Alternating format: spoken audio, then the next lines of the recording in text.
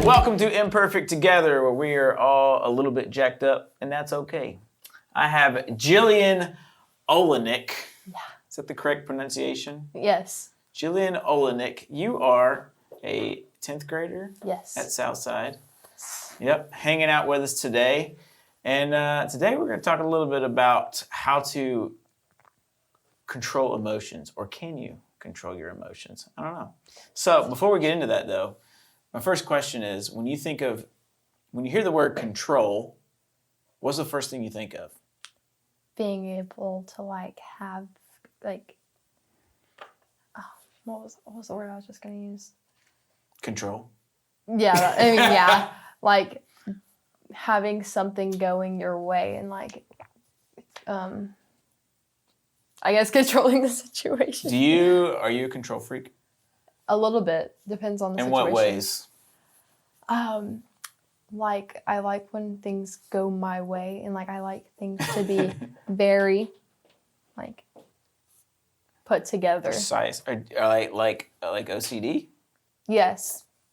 So we have a mini fridge Mm-hmm. back in our room, Mm-hmm. and I make sure they're all lined up in a row and have all the labels facing the same way. Is that the type of person? Is that what you're talking about? Or Yes. See, I don't have control over those types of things, and I wish I did sometimes.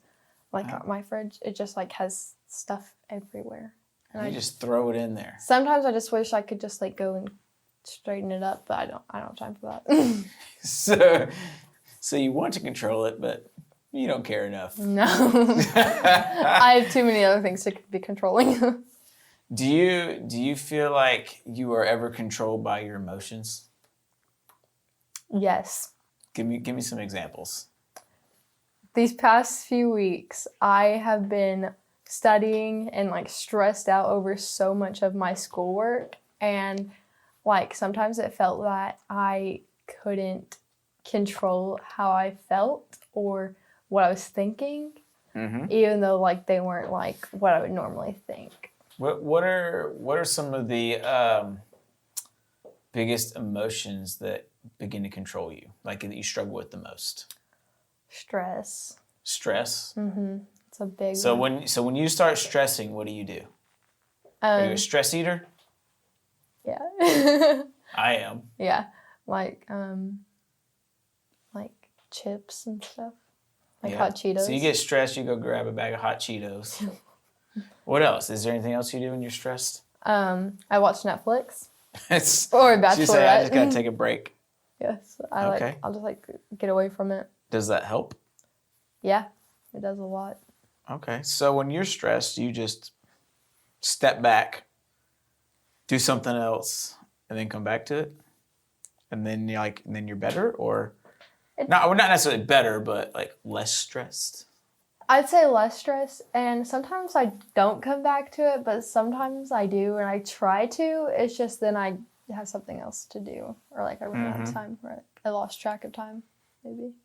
Do you think so? Okay. So, before I get to that question, are there other things? So you got stress. That's a big emotion that you have difficulty controlling. Is there any others? Do you get angry?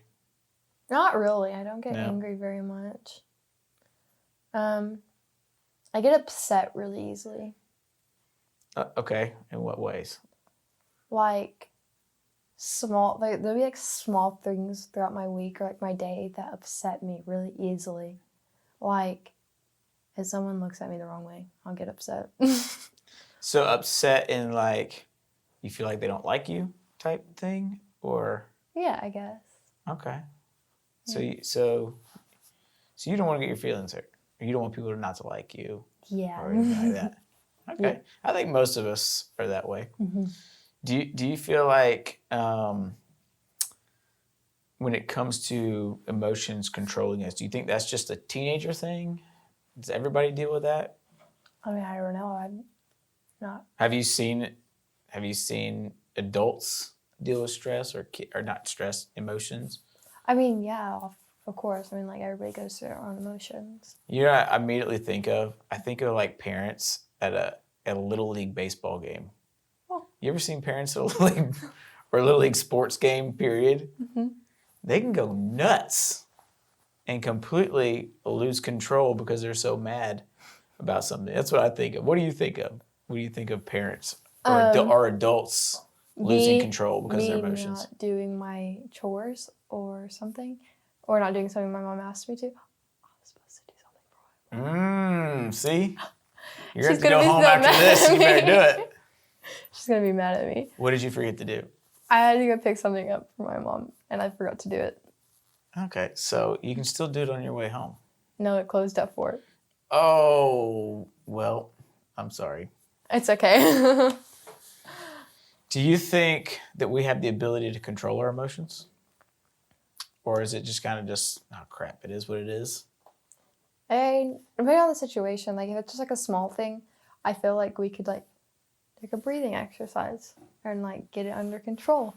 But like sometimes if it's something big, like say like a family member dies, I don't think that we can really control our emotions. Like you can to a certain extent. Like you can fake it, but inside, like that's just gonna hurt you more. And like whenever like you feel comfortable letting your emotions out, like it's gonna all spill out. Yeah, okay, so I think you bring up a good point. Are all emotions bad? No, definitely not. No. So I think, when you talk about that, sometimes it's like, I think it's good to share emotions and to express emotions, and emotions are there for a reason. But I think sometimes we can let our emotions take control of us and cause us to do things we don't want to do. Right? So I think so.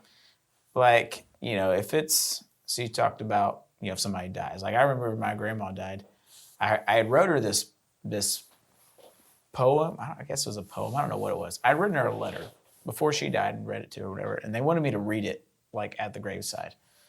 I was like, okay, I'll read it. Man, I started reading that thing. I lost it. Like I was squealing like a little baby. But I think that's okay. That's fine. But when you get angry or jealous or something like that, and then it causes you to do something stupid, that's more of what I'm talking about with controlling emotions. Like what's the dumbest thing you've ever let yourself do because you just lost control of your emotions? I don't know if I can just pick one thing. Okay, what's the first one that comes to your mind? Usually I just start arguing and then like yelling at people. And then like, that's a big thing. Like that's a stupid thing. Like sometimes there's just no need to yell and argue with people. Right. I don't know, but sometimes I just feel like I can't control it and I just argue. No, I think you're right. We do. That's part of what we're talking about today is how do we take control, or can we take control? And I think of, so if we look biblically, there's a story in the book of Mark where the Pharisees and like who were like the religious people they were always trying to catch Jesus in something. And basically Jesus was with his 12 disciples and they were eating, but they didn't wash their hands. All right, it's basically the gist of it. And, I'm not going to read it all. And the Pharisees were like, well, why can't you follow the law when you're supposed to be doing this? And Jesus has this whole conversation. And the whole point of it was they didn't really care about them washing their hands. They were always trying to catch Jesus in something. And he ends up getting to the idea of it's not about the rules, it's about your heart, is the whole thing he kind of got to. And that's what he was concerned with. And this is one of the things he ended up saying after this conversation with them. It's in Mark chapter 7. It says, for it is from within, out of a person's heart, that evil thoughts come. Right? So whether we're doing good or whether we're doing bad, a lot of it stems from what comes out of us and what comes from the heart. Because a lot of what he talked about in this was, it's not what goes in you. So if you have dirty hands, whatever, there was a whole, I'm not even going to get into all that, but it's more of what comes out of you that makes you who you are and how you affect other people. So how we begin, so it's all about how we begin to change our hearts. So I think it's because of when we come to thinking about controlling our emotions. So if you get angry and whether you didn't pick up something for your mom and your mom gets mad at you when you get home, you have a choice on how you respond to somebody else, right? Mm-hmm. And usually it all stems from what's really within us, right? Either the good or the bad. It all stems from something that's within us. And one of the things I've always told my kids is like, you can only control so much, right? I can't control, like if you're mad at me, I can't control anything that you say or do, but what I can control is how I respond and what I will do. So part of it, what we got to do then is start to begin to say, how can we begin to change our heart so that our natural response isn't to get mad, or even if we do, we learn how to control it instead of saying something we don't regret. So what do you think are some ways that we can begin to change our heart so that what comes out of us is more, we're able to take control of that instead of letting our emotions take control of us? I think we can control our thoughts. I think that's where it all starts a lot of times. Okay. Like what we think about a situation, like say you were to say something to me that I didn't like. I mean, I need to think about why you're saying it and try to understand it better before I just jump to conclusions like, oh, he doesn't like me, or he doesn't, just stuff like that. And I think we need to think about why they're saying it and what we think about it first. Yeah. Yeah. What else? What are some other ways?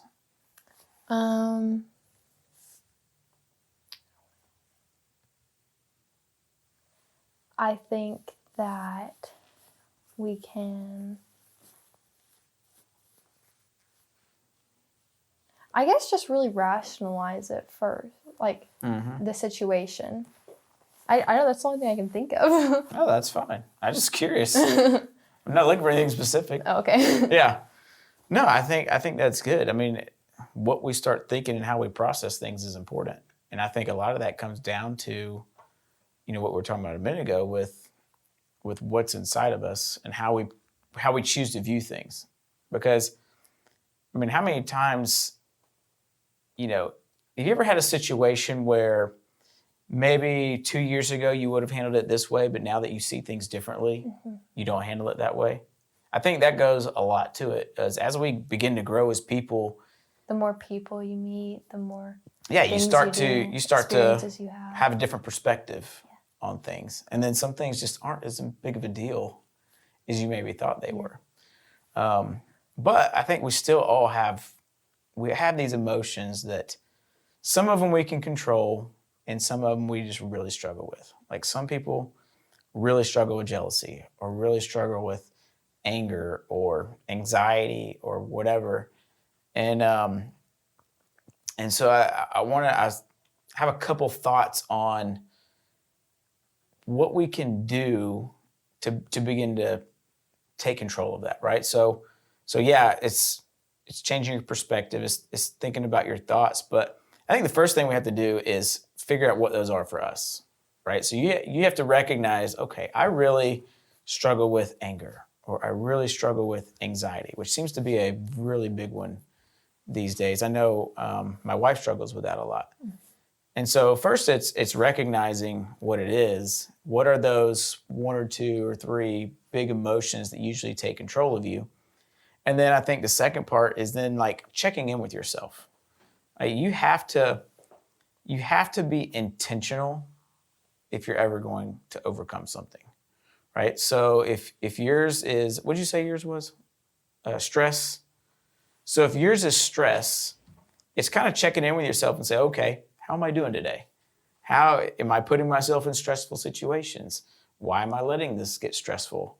Or why am I letting this stress me out? Is it really as big of a deal? I think it, and kind of asking ourselves questions, because I think the more we begin to self-evaluate, then we can realize maybe it's not as big of a deal as we thought, or we can learn how to make that emotion kind of calm down a little bit before we start doing something stupid, right?